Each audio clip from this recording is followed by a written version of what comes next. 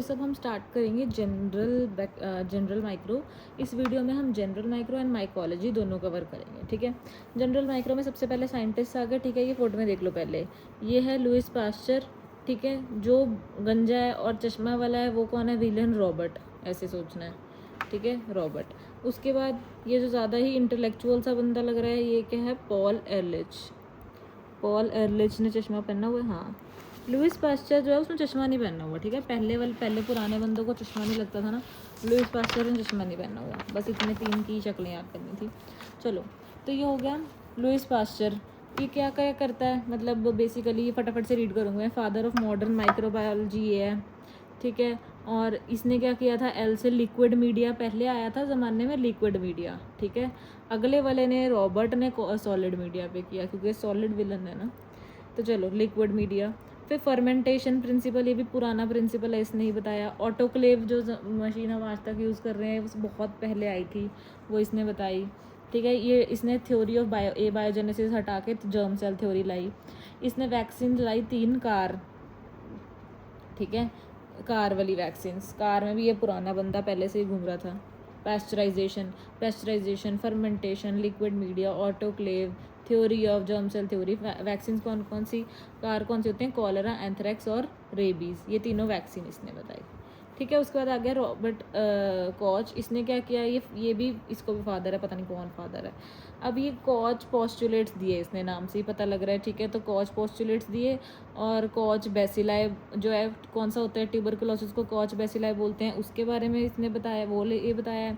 Cholera organism के बारे में इसने बताया। कॉलरा की वैक्सीन पहले आ गई थी, लुइस पास्चर ने बता दी। ऑर्गेनिज्म के बारे में आके बाद में बता रहा है रॉबर्ट कॉच। विलन है ना, इसने पहले छुपा के रखा कॉलरा। फिर उसके बाद इसने अब सॉलिड विलन है तो सॉलिड कल्चर मीडिया पे शुरू किया। डाई बनाना शुरू कर दी इसने, विलन वाली चीज़ें चाहिए इसको, एनिलीन डाई। और दूसरा हैंगिंग ड्रॉप मोटेलिटी, सोचो हैंग कैसे करना है बंदे को, वो बता रहा है ये हैंगिंग ड्रॉप मोटेलिटी। कॉच पोस्टुलेट्स इसके अपने रूल होते हैं, ठीक है, इसने बनाए हुए हैं। तो ये है कि भाई एक ड्रग से एक ही डिजीज़ होना चाहिए, उसे हम आइसोलेट कर पाएँ, ठीक है। फिर उसको हम एनिमल में डालेंगे तब भी वही सेम होना चाहिए, उसे रीओ आइसोलेट कर पाएँ। फिर एक नया कॉच पोस्टुलेट ऐड हुआ है कि हर एंटीजन का वो एक एंटीबॉडी भी होगा उसके सीरम में। इसके एक्सेप्शन क्या है? एलपीजी, ठीक है। तो इसको एलपीजी गैस नहीं मिली है। ये ऐसा विलन है कि इसने सब डू कर लिया, हैंगिंग, डाई सब छुपा के रख लिया, कॉलरा सब कर लिया, टीबी, पर इसको अपने रूल भी बना लिए, पर इसे एलपीजी गैस नहीं मिली, ऐसे याद रख लो, ठीक है। एल से क्या है? माइकोबैक्टीरियम लेप्रे, ट्रेपोनीमा पैलिडम और नाइजीरिया गुनोरे वाले, ठीक है। ये वाले तीनों जो हैं ये इसको कॉच पोस्टुलेट्स को फॉलो नहीं करते। एक तो माइकोबैक्टीरियम लेप्रे तो पक्का ही नहीं करता क्योंकि उसका कोई कल्चर मीडिया ही नहीं है। उसके बाद आ गया पॉल एरलिच। पॉल एरलिच ने एरलिचिया ऑर्गेनिज्म बताया, क्योंकि इसका नाम है ये, तभी उस ऑर्गेनिज्म का नाम बना। ये फादर ऑफ कीमोथेरेपी है। देख, एरलिच के एंड में CH आ रहा है ना, तो मतलब इसने कीमोथेरेपी के बारे में बताया। अगर इसने कीमोथेरेपी के बनाया तो फिर और क्या बता सकता है ये? टॉक्सिन, एंटीटॉक्सिन, ठीक है, उस पर भी नोबेल प्राइज़ मिल गया। एसिड फास्ट जेडेनस्टेन भी ना वैसे पॉल नहीं बताई थी, इतना इंटेलेक्चुअल था कि इसने कीमोथेरेपी, टॉक्सिन, एंटीटॉक्सिन और सब कुछ बता दिया, पर वो जेडन ने बस उसकी मॉडिफिकेशन करके उसका नाम ले लिया था जेडनस्टेन का, असली में पॉल का काम था वो। चलो, जोसेफ लिस्टर ने क्या बनाया? जोसेफ मतलब सफ मतलब साफ, ठीक है। तो इसने एंटीसेप्टिक सर्जरी के बारे में बताया कार्बोलिक एसिड से।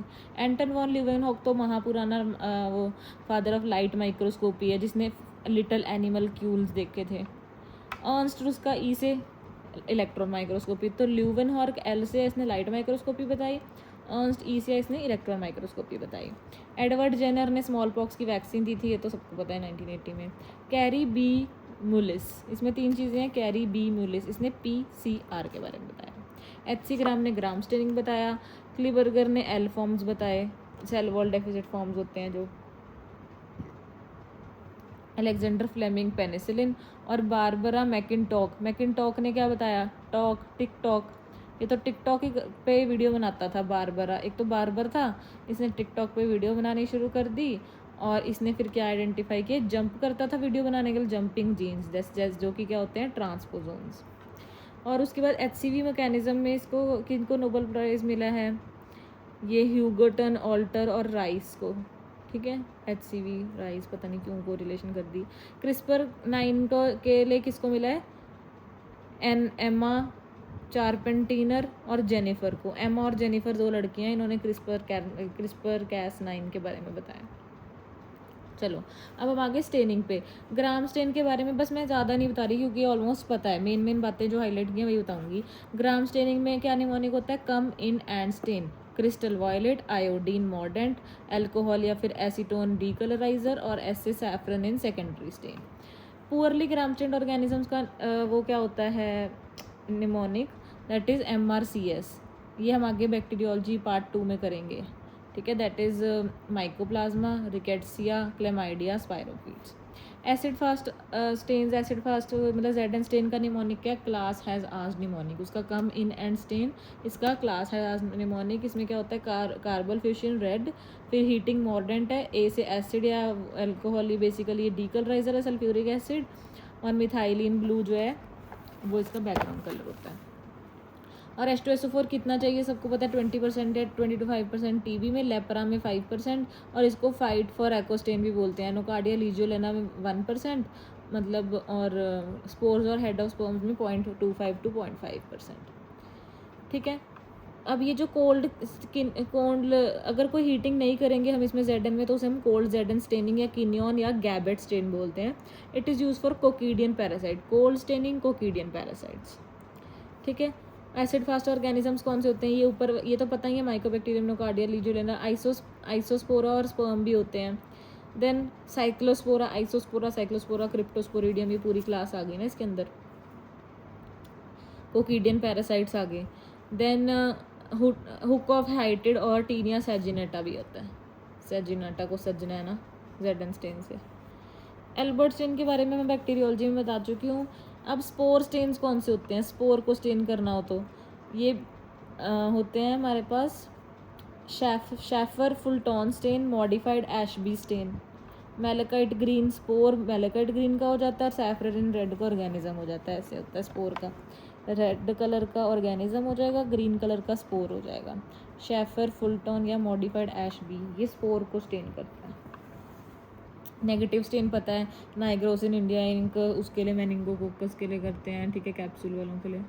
जो सिल्वर स्टेन्स होते हैं वो ब्लैक कलर के होते हैं, फोंटाना और लिवेटिडी। इसमें क्या है कि फोंटाना फ्लैजेला को स्टेन करेगा, है ना, लिवेटिडी टिश्यू को स्टेन करेंगी।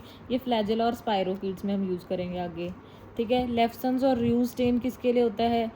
फ्लैजेलर स्टेन के लिए, क्योंकि ये मोटिलिटी कराता है ना फ्लैजेला। तो र्यू था ना वो ज़ारा का, क्या कहते हैं पता नहीं, पड़ोसी था, BTR में हमें पढ़ाया है कि वो आ जाता था बार बार, पड़ोसियों का बेटा था, सन र्यू उसका नाम था, आ जाता था वो बार बार मोटिलिटी करके फ्लैजेला के साथ, और उसका मॉडरेंट क्या था? टैनिक एसिड, टैनो कहता था वो, ठीक है। उसके बाद किनियन स्टेन, हमने जो मॉडर्न यूज़ किया ग्राम स्टेन में, आयोडीन, जेडन में हीट। किनियन स्टेन में क्या मॉडर्न होता है कि अगर हमने हीटिंग हटा दी तो अब हमें क्या करना पड़ेगा? फिनोल और ऐड करना पड़ेगा, ठीक है। अब कार्बन फ्यूशन, फिनोल ऐड करना पड़ेगा। लेफ्सन र्यू में भी मॉडर्न क्या पड़ा? Tannic acid. माइक्रोस्कोप में, लाइट माइक्रोस्कोप के बारे में हमें सारा कुछ पता ही है, ट्रांसमिटेड लाइट होती है। डार्क फील्ड माइक्रोस्कोप के बारे में करना है। ये डार्क फील्ड माइक्रोस्कोप हम कब यूज़ करते हैं? फ्लैजेला या स्पाइरोकीट स्ट्रक्चर्स के लिए, ठीक है। तो फ्लैजेला या स्पाइरोकीट्स के लिए, spiral structures. Interference contrast microscope क्या करता है? इंटरफेयर करके वो जिंदगी में घुस जाएगा तुम्हारी, मतलब वो सेल ऑर्गेनेलीज को रिवील कर देगा, सारा कुछ कंटेंट बता देगा, लिपिड कितना है, प्रोटीन कितना है, एक्सेट्रा। पता क्या? फ्लोरोसेंस माइक्रोस्कोपी, इसमें क्या क्या होगा? लाइट आएगी, ठीक है, एक्साइटेशन फिल्टर होएगा, डाइक्रो एक मिरर होएगा, ठीक है। तो जो उसको क्रिएट कर, source of light UV light आती है, डाइक्रो एक मिरर होता है इसके अंदर। ये करता क्या है? फ्लोरोसेंस कैसे होगी? शॉर्ट वेवलेंथ को लॉन्ग वेवलेंथ में कन्वर्ट कर लेता है। डाइज कौन से होते हैं? फ्लोरोसेंट डाइज, ओरामीन, रोडामीन, टीबी में, है ना, मलेरिया में एक्रिडिन ऑरेंज, फंगस के लिए कैल्कोफ्लोर, फ्लोर मतलब फ्लोरोसेंट, फ्लो साइट्रोमेट्री में FITC, फ्लोरो आइसोसाइनेट। ऑटोफ्लोरोसेंस के ऑर्गेनिज्म क्या होते हैं? जो खुद ही शाइन करते रहते हैं बैठे, दोनों स्पोरास खुद शाइन करेंगे, साइक्लोस्पोरा, आइसोस्पोरा। फॉर्मेलिन खुद शाइन करता है, ठीक है, एनाटमी हॉल में दूर से ही शाइन कर रहा होता है, तभी उसकी आंखों में पड़ रही होती है उसकी शाइन। देन NADPH भी शाइन करता है। उसके बाद आ गया फेज कंट्रास्ट माइक्रोस्कोप। इसमें क्या करते हैं कि अल्ट्रा स्ट्रक्चर को स्टडी करते हैं हाई रेजोल्यूशन पे, इंटरनल डिटेल्स के बारे में, ये हम फेज कंट्रास्ट माइक्रोस्कोप किस में यूज़ करते हैं, इसमें होता क्या क्या है वैसे, कंडेंसर, एन्यूलर स्पेसिमेन, ऑब्जेक्टिव, मतलब इसके मेन पार्ट्स क्या होते हैं, एन्यूलर डायफ्राम होता है और एन्यूलर प्लेट होती है इसमें। ये hairy cell, in hairy cell leukaemia is seen on phase contrast. सोचो हेयरी सेल ल्यूकीमिया में इनको हेयरी देखने के लिए फेज कंट्रास्ट यूज़ करना पड़ गया। फिर इलेक्ट्रॉन माइक्रोस्कोप तो पता ही है, बीम ऑफ इलेक्ट्रॉन्स होता है, वैक्यूम होता है, पर जो इलेक्ट्रॉन माइक्रोस्कोप है वो उसमें और लाइट माइक्रोस्कोप में ये फ़र्क है कि इलेक्ट्रॉन माइक्रोस्कोप का फिक्सेशन हम किससे करते हैं, 2 to 2.5 ग्लूटरल्डिहाइड से। लाइट माइक्रोस्कोप का तो बस 10% नेचुरल बफर्स फॉर्मलिन से ही कर देंगे। इलेक्ट्रॉन माइक्रोस्कोप में रेजिन से एम्बेडिंग होती है और कॉपर मेटल स्लाइड्स होती हैं।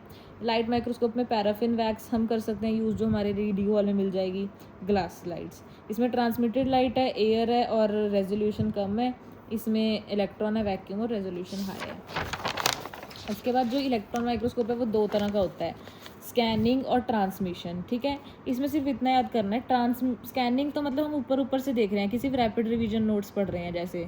ठीक है, ट्रांसमिशन का मतलब है कि हमने सारी मेन वीडियोस देख ली और हमने क्यू बैंक भी कर लिया, तो इसमें हम 2D में पढ़ रहे हैं, मतलब सब कुछ एक एक ऐसे प्रोसेस में कर रहे हैं।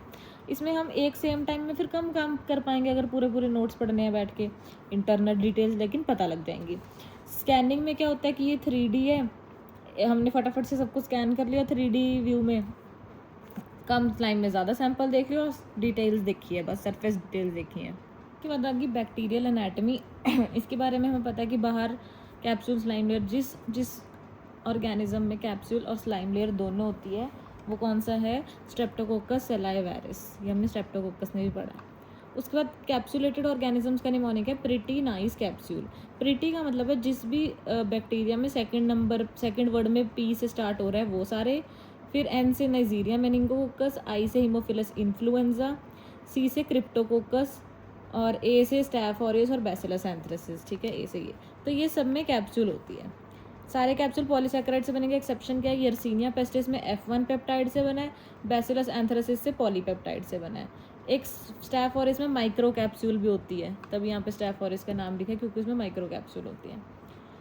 ठीक है, उसके बाद सेल वॉल जो है वो ग्राम पॉजिटिव और ग्राम नेगेटिव में देखना है। ग्राम पॉजिटिव में जो मेन होती है वो पेंटापेप्टाइड होता है उसके अंदर। ठीक है, पेंटापेप्टाइड चेन्स होती हैं, कनेक्शंस होती हैं आपस में, उसमें बहुत ज़्यादा पेप्टाइडोग्लाइकन होता है और उसमें टी से टेकोइक एसिड होता है, तो PPT। ठीक है, पॉजिटिव में पेप्टाइडोग्लाइकन, पेंटापेप्टाइड, क्रॉस ब्रिजेस और टिकोइक एसिड। टिकोइक एसिड क्या करता है, अटैचमेंट, क्योंकि टिकना है उसने वहाँ पे। पेंटा वाले ब्रिजेस किसके बीच में होते हैं, नाम नाग के पेंटा ब्रिजेस। ग्राम नेगेटिव में क्या होता है, हमारे पास LPS लाइपोपॉलीसैकेराइड होता है जिसमें लिपिड A, O एंटीजन और पोरिन, आउटर मेम्ब्रेन वगैरह पोर होते हैं। ठीक है, इसके अंदर पेरीप्लाज्मिक स्पेस भी होती है आउटर और इनर मेम्ब्रेन के अंदर, और इसके अंदर नाम नाग की डायरेक्ट लिंकेजेस होती हैं। ठीक है, तो बेसिक डिफरेंस तो यही है इनके बीच में। टिकोइक एसिड किस में था, पॉजिटिव में, PPT में, और ये periplasmic space, porin, outer membrane, ये सब इसके अंदर ज़्यादा है। ओपा, O एंटीजन, पॉलीसैकेराइड और लिपिड A ये इसके अंदर है। ठीक है, जो टॉक्सिन्स होते हैं एक्सोटॉक्सिन, एंडोटॉक्सिन, जो एंडोटॉक्सिन है उसमें न आ रहा है ना, तो एंडोटॉक्सिन तो ग्राम नेगेटिव बनाता है। ठीक है, सिर्फ एक ऑर्गेनिज्म है ग्राम पॉजिटिव जो एंडोटॉक्सिन बना सकता है, वो है लिस्टीरिया, तो ये एक अलग क्वेश्चन है। ओनली ग्राम पॉजिटिव जो कि एंडोटॉक्सिन बना सकता है, लिस्टीरिया। तो पेरीप्लाज्मिक स्पेस के अंदर एंडोफ्लैजिला होता है, ये किसका फीचर है, स्पाइरोकीट्स का। सेल मेम्ब्रेन में जो इन्वेजिनेशंस होती हैं उसको क्या बोलते हैं, मीजोजोम्स या कॉन्ड्रोइड्स। ये रेस्पिरेटरी यूनिट होता है in the bacteria, seen in both gram positive and gram negative, more in gram positive. It is an invagination of cell membrane. ठीक है, बाकी अब फ्लैजिला के स्ट्रक्चर में जो बेजल बॉडी होती है ना, वो ग्राम नेगेटिव और ग्राम पॉजिटिव में कैसे फ़र्क होगी कि ग्राम पॉजिटिव में 2 रिंग्स होती हैं, MS बनना, MS की डिग्री करना एक अच्छी बात है, पॉजिटिव बात है, तो वो पॉजिटिव में होगी और उसमें 2 रिंग्स होंगी। ठीक है, लेकिन MSPL फालतू में इतना कुछ कर लेना ये अच्छी बात नहीं है। MSPL पता नहीं कौन सी कोई डिग्री नहीं है ये, इसमें 4 रिंग्स होती हैं और ये ग्राम नेगेटिव होती हैं। ठीक है, और उसके बाद फ्लैजिलर एंटीजन, H एंटीजन, ये हमने विडाल वाला तो सारा कर लिया। अब टाइप्स क्या होते हैं फ्लैजिला के, मोनोट्राइकस होता है जिसमें एक ही साइड से आ रही है, वो किस में होता है, सूडोमोनास और विब्रियो कॉलेरा। मोनोट्राइकस में सूडोमोनास और vibrio cholera, VP। Again VP बहुत ज़्यादा आता है। एम्फीट्राइकस जिसमें एक दोनों साइडों से आ रहे हैं। लोफीट्राइकस मतलब एक ही साइड से गुच्छा आ रहा है, ठीक है। तो इसमें क्या होता है, हेलिकोबैक्टर एक साइड से गुच्छा आ रहा है जिसमें, और स्पाइरलम वॉल्यूटेंस। ऐसा वाला डायग्राम हम हेलिकोबैक्टर का ही तो बनाते हैं, ठीक है।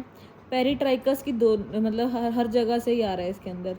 तो इसमें तो बहुत सारे आते हैं, जैसे कि पेरी के नाम में ही है, प्रोटियस, इकोलाई और एक लिस्टीरिया भी है इसमें, ठीक है। तो प्रोटियस, इकोलाई और लिस्टीरिया में पेरीट्राइकस है।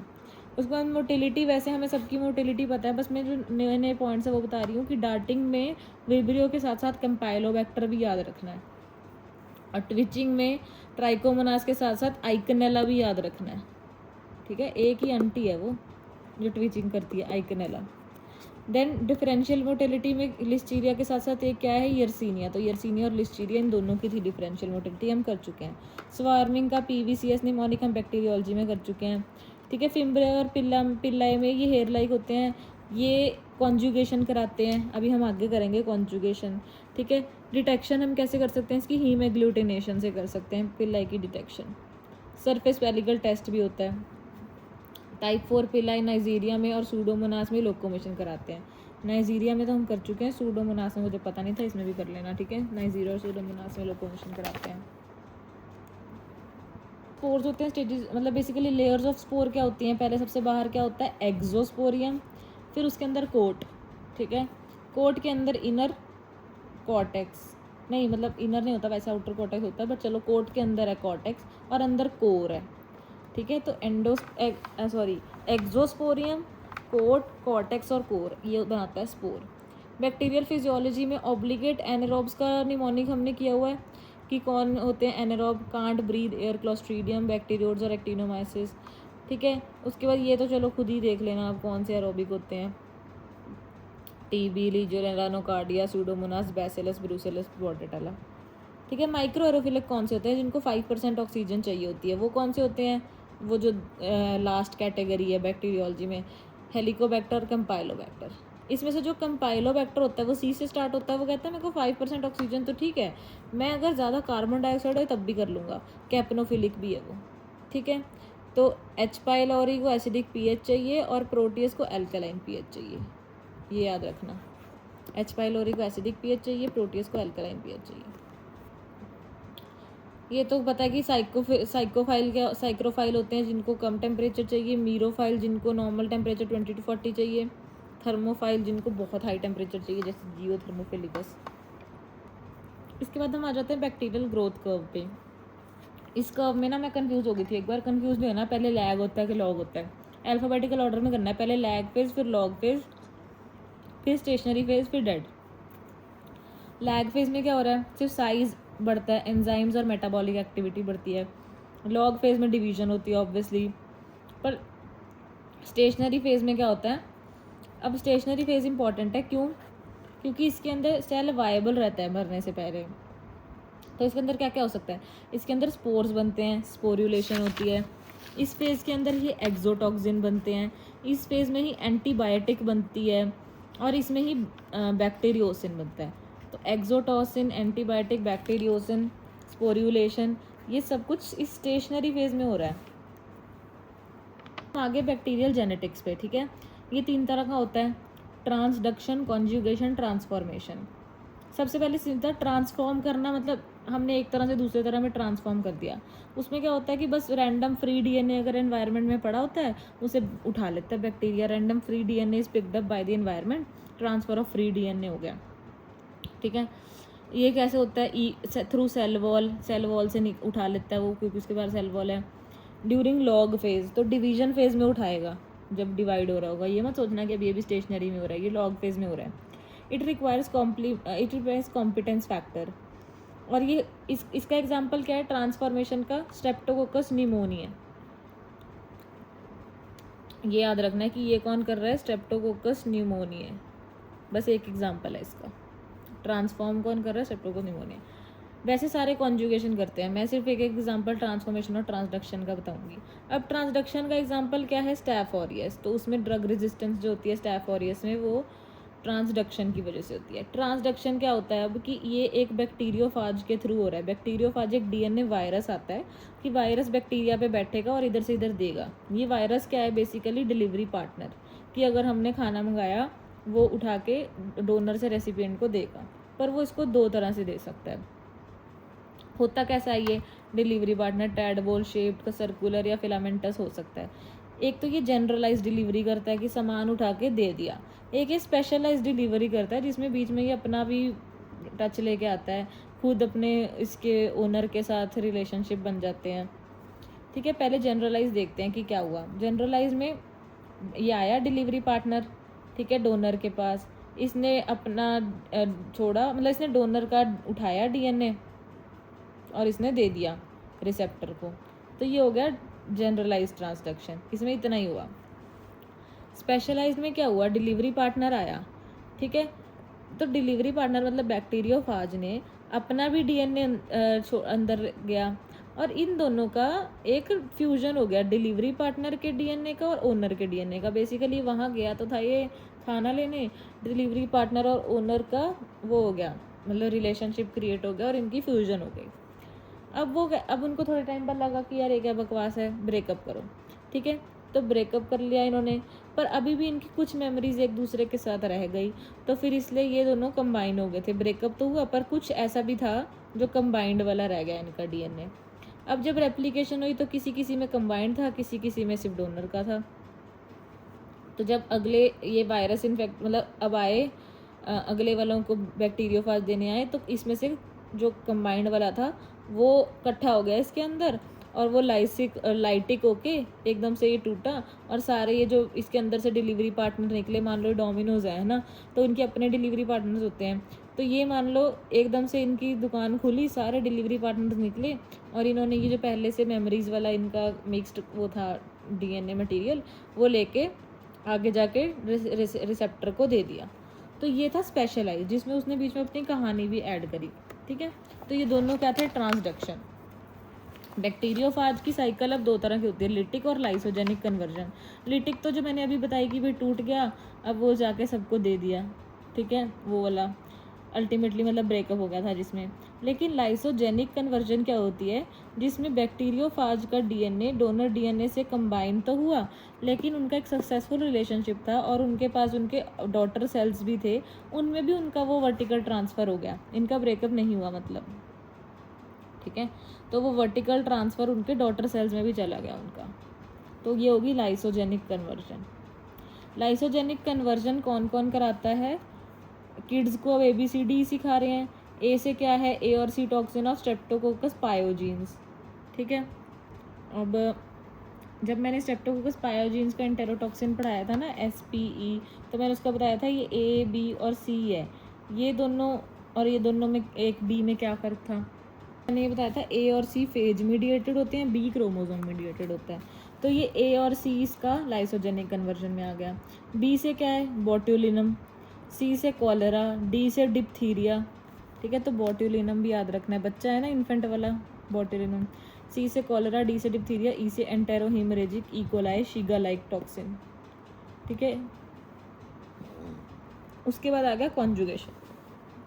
कॉन्जुगेशन कैसे होती है, अब ब्रिज बनेगा इनके बीच में, बैक्टीरिया के बीच में, बाय द पिलाई, मोस्ट कॉमन ये मोड ऑफ कॉन्जुगेशन। बाकी सब में आंसर कॉन्जुगेशन देना है, सिर्फ स्टैफ ऑरियस में ट्रांसडक्शन देना है और स्ट्रेप्टोकोकस निमोनिया में ट्रांसफॉर्मेशन देना है, ठीक है। अब इसके अंदर प्लाज्मिड होते हैं। प्लाज्मिड मतलब कि एक तो होता है ओरिजिनल डीएनए, एक होता है साइड पे छोटा छोटा अलग सर्कुलर डीएनए, वो एक तो क्रोमोसोमल डीएनए हो गया, एक अलग जो सर्कुलर डीएनए होता है उसको प्लाज्मिड डीएनए बोलते हैं। उसके ऊपर फैक्टर्स हो सकते हैं, या तो उसके ऊपर फर्टिलिटी फैक्टर होता है मेल फीमेल, या फिर उसके अंदर ऊपर रेजिस्टेंट फैक्टर होता है जो रेजिस्टेंस को कोड करता है, ठीक है। जिसके अंदर फर्टिलिटी फैक्टर है वो मेल है, जिसके अंदर नहीं है वो फीमेल है।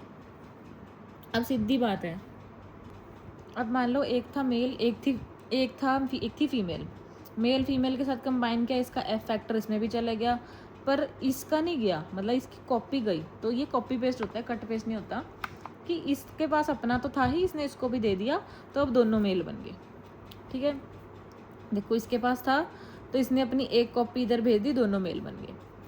अब ये तो हो गया एक सिनेरियो। दूसरा सिनेरियो है कि अगर एक था एक थी फीमेल, पर फीमेल के साथ आके ना मेल नहीं जुड़ा।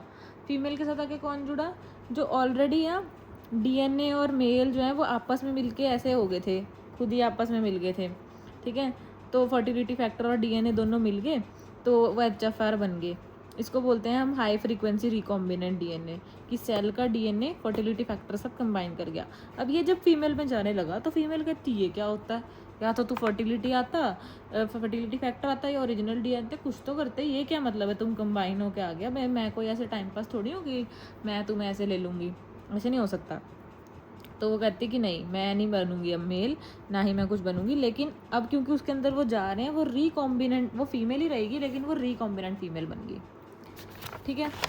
लेकिन अब थर्ड सिनेरियो क्या है कि फीमेल के एक थी फीमेल, उसके पास कौन गया? उसके पास गया एफ प्राइम, ठीक है। ये एफ पॉजिटिव नहीं है, ये एफ प्राइम है। एफ प्राइम होता है कि जब दोनों, ये तब होता है कि चल मान लो पहले तो उसने मना कर दिया कि मैं एचएफआर को, हाई फ्रीक्वेंसी को, कि भाई मैं ऐसे नहीं ले सकती तेरे को, मतलब मैं कोई टाइम पास नहीं बनना चाहती। वो कहता ठीक है, फिर मैं अपनी पुराने वाले से ब्रेकअप करके आता हूँ, ठीक है।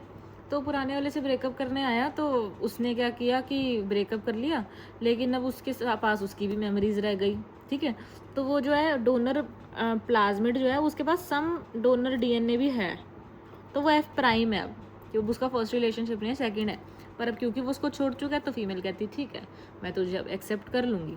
तो अब वो दोबारा से जैसे वो एफ प्राइम थी, ये भी एफ प्राइम बन गई। तो फीमेल इतनी सोचो एडजस्टिंग है, अगर उसके पास एफ पॉजिटिव मेल आया वो कहती ठीक है मैं एफ पॉजिटिव मेल बन जाऊंगी। अगर उसके पास एफ प्राइम बन के आया वो अपनी पुरानी वाली को छोड़ के, तब भी उसने एक्सेप्ट कर लिया कि मैं वो बन जाऊंगी। लेकिन वो कह रही थी अगर तुम हाई फ्रीक्वेंसी बन के आओगे, दोनों इकट्ठे आना चाहोगे मेरे साथ रहने, फिर नहीं मैं एक्सेप्ट करूंगी, ठीक है। नेक्स्ट ड्रग रेजिस्टेंस, ये हमारे पास दो तरह की होती है, ट्रांसफरेबल और म्यूटेशनल। ट्रांसफरेबल में क्या होता है, एक आर प्लाज्मिड होता है जिसमें रेजिस्टेंट ट्रांसफर फैक्टर होता है, ठीक है। और इसमें बहुत सारे रेजिस्टेंस के डिटर्मिनेंट्स होते हैं बहुत सारे ड्रग्स को लेके। तो ये ऑब्वियसली एक बारी में बहुतों की रेजिस्टेंस कर सकता है, तो ये ज़्यादा डेंजरस है और ये डिफिकल्ट टू ट्रीट है।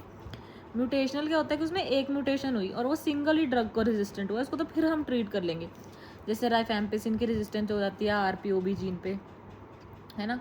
तो ये तो हम फिर भी चलो कर लेंगे कि चल हमें पता है कि राइफेम्पिसिन की करी, इसमें तो तुम एक साथ इतनों की कर रहे हो, ठीक है। तो ये दोनों में फ़र्क हो गया। नेक्स्ट हो गया क्रिस्पर कैस9। ये क्या होता है, जीनोमिक एडिटिंग, और इसे हम आजकल जेनेटिक डिसऑर्डर्स को ठीक करने में भी यूज़ कर रहे हैं। इसमें जो कैस9 है ना, ये सीजर है। क्रिस्पर की फुल फॉर्म क्या है, क्लस्टर्ड रेगुलरली इंटरस्पेस्ड या फिर वायरल मेमोरीज, मतलब इंटरस्पेस्ड शॉर्ट पैलिंड्रोमिक रिपीट्स। दोबारा बोलती हूँ, clustered regularly interspace short palindromic repeats. Palindromic repeats पता है, छोटे छोटे की आगे पीछे पढ़ेंगे तो सेम होएगा। अगर ये ऐसे कहीं कहीं क्लस्टर हो जाएं, रेगुलरली इंटरस्पेस्ड हों और इनके बीच में अलग अलग चीज़ें हैं, मतलब इंटरस्पेस्ड हैं और बीच में अलग अलग कलर कर दिया हमने, तो क्या होता है, ये हो क्यों रहा है, बेसिकली वायरल है जो सिर्फ वायरस बंदों को ही नहीं, बैक्टीरिया को भी इन्फेक्ट करने लग जाता है। तो बैक्टीरिया लेकिन बंदों की तरह थोड़ी है, बैक्टीरिया तो बैक्टीरिया है, वो कह रहा है मैं तो बच जाऊंगा इससे। वो क्या करता है, जहाँ पर भी ऐसे ऐसे शॉर्ट पैलिंड्रोमिक रिपीट्स आते हैं जो इंटरस्पेस्ड होते हैं, तो वो उनको पता है कि ये वायरस ने दिए हैं, ठीक है, वायरस से आ रहे हैं ये, तो वायरस से आ रहे हैं तो मतलब ये ख़तरनाक है। तो वो क्या करता है, उनकी फ़ोटो खींच लेता है अपने पास और उन्हें किल कर देता है। ऐसे कर करके उनकी, मतलब उनको मार के उनकी फ़ोटो खींच लेता है। तो ऐसे करके ना जितने को भी उसने मारता है उसकी फ़ोटो खींचता रहता है कि अगली बार अगर वो आएंगे तो मुझे पता है कि इस फ़ोटो वाले बंदे को मैंने एंटर नहीं करने देना, क्योंकि इसको तो मैंने मारा था, ठीक है। तो ये करता है। इसमें जो इसकी एक कैस9 है, सीजर है, virus is killed and is saved in the memory, इसकी इंटरस्पेस मेमोरी में वो घुस जाता है, वायरल एलिमेंटल मेमोरी में, तो बैक्टीरिया इन्फेक्ट नहीं होता। तो it is the bacterial defence system against viruses. इसको हम खुद के फ़ायदे के लिए यूज़ कर रहे हैं कि बैक्टीरिया तो अपने लिए काम करना है, पर हम यूज़ कर रहे हैं। जैसे कि फेलूदा टेस्ट में, that is based on CRISPR कैस9 फॉर कोविड में एक फेलूदा टेस्ट कर रहे हैं, तो उसमें इन्होंने फेलूदा फैलाया कि भाई बैक्टीरिया कर रहा है, हम भी उसके साथ हेल्प ले लेते हैं वायरस के अगेंस्ट, ठीक है। बैक्टीरिया और हम टीम में आ जाते हैं। तो दिस वॉज अबाउट जनरल। अब हम स्टेरिलाइजेशन मेथड्स पे आते हैं। इसमें फिजिकल मेथड्स होते हैं, heat, filtration, radiation, chemical methods होते हैं, ठीक है। सबसे पहले अब जो नहीं पता होगा वही पढ़ेंगे। हीट दो तरह की होगी, dry heat, moist heat. Moist heat obviously better होती है, पर ड्राई हीट में क्या दो एग्जांपल्स आते हैं, हॉट एयर ओवन और इंसिनरेटर। ठीक है, हॉट एयर ओवन में हमें टेम्परेचर याद रखना है, ये होता है hot air oven 160 degree Celsius for 2 hours. ठीक है, इसमें हम क्या क्या रख सकते हैं, glassware with cotton swab, dusty, oily, greasy, liquidy, ये सब चीज़ें, dusting powder, oil, greasy material, liquid paraffin, ये सब चीज़ें रख सकते हैं। इसका कंट्रोल क्या होता है कि ये यहाँ पे ना स्पोर रख के देख लेंगे, स्पोर फॉर्मिंग ऑर्गेनिज्म रख के देख लेंगे कि अगर तो ये स्पोर को भी मार पा रहा है तो ठीक है, ये काम कर रहा है। ठीक है, तो स्पोर फॉर्मिंग ऑर्गेनिजम्स कौन से रखते हैं इसमें, बैसिलस सबटिलिस, बैसिलस एट्रोफियस और क्लोस्ट्रीडियम टेटनाई, ये 3 हम हाई हॉट एयर ओवन में यूज़ कर सकते हैं। केमिकल कंट्रोल कौन सा यूज़ करते हैं हम, brownies tube, that is green spot, कि अगर ये जो रेड कलर की ट्यूब है ये ग्रीन कलर की हो जाए तो मतलब कि हाँ तुम्हारी स्टरलाइजेशन कंप्लीट हो गई है, तो ये केमिकल है, बायोलॉजिकल है।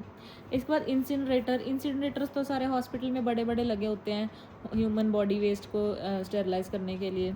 उसमें 2 चैम्बर होते हैं, एक 700 डिग्री का चैम्बर और एक 1000 डिग्री का chamber.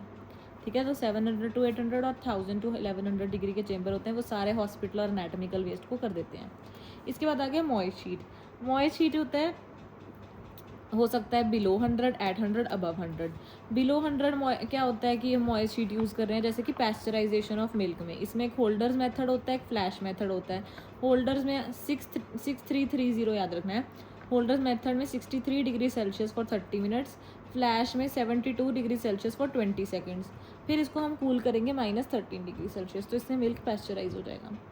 Flash method obviously better है, पर क्यों, ये नहीं क्योंकि वो तेज़ है, क्योंकि वो कॉक्सियला बुर्नेटी को भी मार रहा है, जो इतना रेजिस्टेंट होता है ना, उसको भी ये कर देता है फ्लैश मेथड। बॉइलिंग पता है 100 डिग्री सेल्सियस पे करते हैं 15 मिनट्स के लिए, पर ये स्पोर नहीं मारता, बॉइलिंग से इतना कुछ खास नहीं होता, स्पोर नहीं मारता ये। अबव में क्या है, अबव 100 डिग्री में ऑटोक्लेव, जिसका हमें पता है 121 डिग्री सेल्सियस 15 मिनट 15 PSI। और पर अगर हमने ऑटोक्लेव प्रायंस के लिए करना है ना, तो हमें अपना टेम्परेचर बढ़ाना पड़ेगा। प्रायन कौन था, एक प्रायन जैसा बेकार इंसान हमारे बैच में, 134 रोल नंबर, तो प्रायन के लिए उसको ऑटोक्लेव करने के लिए 134 डिग्री सेल्सियस करना पड़ेगा 1.5 घंटे के लिए। ठीक है, याद है उसने 1.5 घंटे के लिए गाड़ी नहीं पीछे करी थी जब मैंने जाना था, ये एक मेरी पर्सनल स्टोरी है, सो पर्सनल मॉर्निंग। कंट्रोल में हम क्या यूज़ करते हैं ऑटोक्लेव में, बैसिलस स्टीयरोथर्मोफिलिकस। ठीक है, अब ऑटोक्लेव चल रहा है इतनी देर के लिए, अब हमें एक ना ये याद नहीं रहता कौन सा बैसिलस किसका कंट्रोल है, एक मिनट आगे दिखाती हूँ। हाँ, तो स्टीरियोथर्मोफिलिकस जो है, जब तक ऑटोक्लेव चलता है तब तक वहाँ पे बैठ के स्टीरियो में गाने सुन लेते हैं स्टाफ वाले, ऐसे याद रख लेंगे।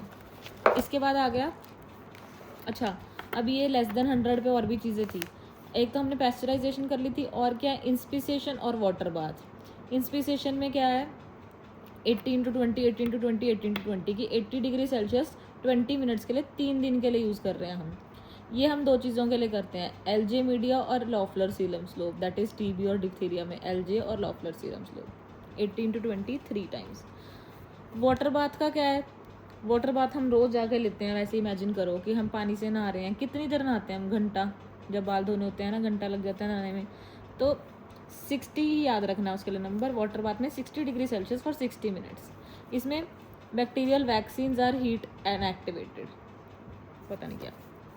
अब है टिंडलाइजेशन, टिंडलाइजेशन 100 डिग्री पे है, ये भी हम 3 दिन के लिए कर रहे हैं, और ये स्पोर्स को भी मार रहा है क्योंकि हम इसको 3 दिन के लिए कर रहे हैं। 100 डिग्री, देखो बॉइलिंग से स्पोर्स नहीं मर रहे थे, पर हमने क्या किया, बॉइलिंग को तुमने बेसिकली 3 दिन बॉयल कर लिया, तो वो स्पोर भी हो गए। 100 degree into 20 minutes for 3 days, उसको हम टिंडलाइजेशन बोलते हैं। अब ऑटोक्लेव को हम किस किस में यूज़ करते हैं, सब सूचर्स में, पर एक्सेप्ट क्वेश्चन क्या आएगा, कैटगट सूचर में ऑटोक्लेव नहीं करना। सारे मीडिया को करना है, कौन से 2 में नहीं करना, एलजे और एलएसएस, क्योंकि उसके अंदर हम इंस्पिसेशन कर रहे हैं। स्पूटम को करते हैं, ठीक है। उसके बाद फिल्ट्रेशन आ गया।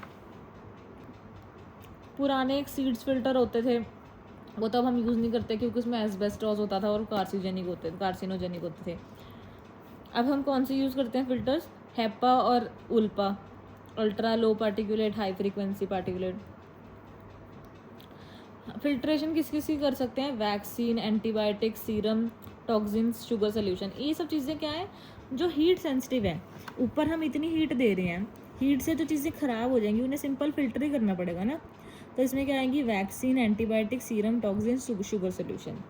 कंट्रोल इसमें क्या करते हैं, क्योंकि फिल्ट्रेशन के लिए टाइनी टाइनी ऑर्गेनिज्म को फिल्टर करना है, तो ब्रिवंडीमोनास डिम्यूनेटा, माइन्यूट, डिम्यूनेटा मतलब माइन्यूट ऑर्गेनिज्म, टाइनी, और सिरेशिया भी छोटा होता है, तो ये हमने इसलिए करना होता है। अब रेडिएशन, आयनाइजिंग रेडिएशन जो है एक्स, फिर गामा, फिर कॉस्मिक रेज, ये कोल्ड होती हैं, इनकी हाई पेनिट्रेटिंग पावर होती है। इसको हम किस में यूज़ कर रहे हैं आयनाइजिंग रेडिएशन को, कैटगट, सूचर और ग्राफ्ट में। तो सोचो ये तो कितना ही आसान बात होगी, कैटगट को नहीं कर सकते थे, है ना, और ग्राफ्ट है कोई हॉस्पिटल में, उसको जाके एक्सरे मशीन के सामने रख दिया, फिल्टर हो गए वो। ये तो हम वैसे भी कर सकते हैं, मतलब इसको टिपिकली लेना नहीं है, मैं याद कराने के लिए बातें कर रही हूँ बस, ठीक है। तो कैटगट है, उसको जाके एक्सरे मशीन के सामने रख दो, कोई ग्राफ्ट है उसको एक्सरे मशीन के सामने जाके रख दो, problem solve. Non ionising radiation के साथ हम क्या करते हैं, यूवी रेज, इंफ्रारेड रेज। इससे इंफ्रारेड रेज से क्या होता है, ओटी की फ्यूमिगेशन कर सकते हैं और बायोसेफ्टी कैबिनेट को साफ कर सकते हैं, ठीक है। ये लो पेनिट्रेटिंग पावर होती है इसकी। इसको कैसे कंट्रोल करते हैं, रेडिएशन में पी को आर बना देना है, तो प्यूमिलस, ठीक है, पी को आर बना दिया, बैक्सिलस प्यूमिलस। अब ये सब हो गए थे फिजिकल मेथड्स, अब आ गए केमिकल मेथड। केमिकल में सबसे पहले आते हैं अल्कोहल, जैसे कि इथाइल अल्कोहल को हम स्पिरिट्स में यूज़ करते हैं, आइसोप्रोपाइल अल्कोहल को हम थर्मामीटर को रखने के लिए यूज़ करते हैं, और उसी को हम थोड़ा सा लेके अपना स्टेथोस्कोप भी साफ कर सकते हैं, ठीक है। उसके बाद फॉर्मेल्डिहाइड से हम क्या करते हैं, गैस है ये ओटी की फ्यूमिगेशन करते हैं, इसमें इंफ्रारेड रेज से ओटी की फ्यूमिगेशन कर रहे थे और गैस से ओटी की फ्यूमिगेशन कर रहे हैं। फॉर्मेलिन को करते हैं, ठीक है, और मतलब फॉर्मेलिन से फॉर्मेल्डिहाइड भी बेसिकली, फॉर्मेलिन और फॉर्मेल्डिहाइड एक ही चीज़ है, बस वो लिक्विड फॉर्म है, तो उससे हम ह्यूमन स्पेसिमेंस में उसको स्टोर करते हैं। डक्करिंग किसके लिए करते हैं, killing bacteria, killing bacillus anthracis spores from animal wools. Animal wool is treated with 2% formaldehyde, ठीक है, एनिमल वूल को साफ करना है तब भी 2% फॉर्मेल्डिहाइड डालो, उसे डक्करिंग बोलते हैं, न्यू पॉइंट है।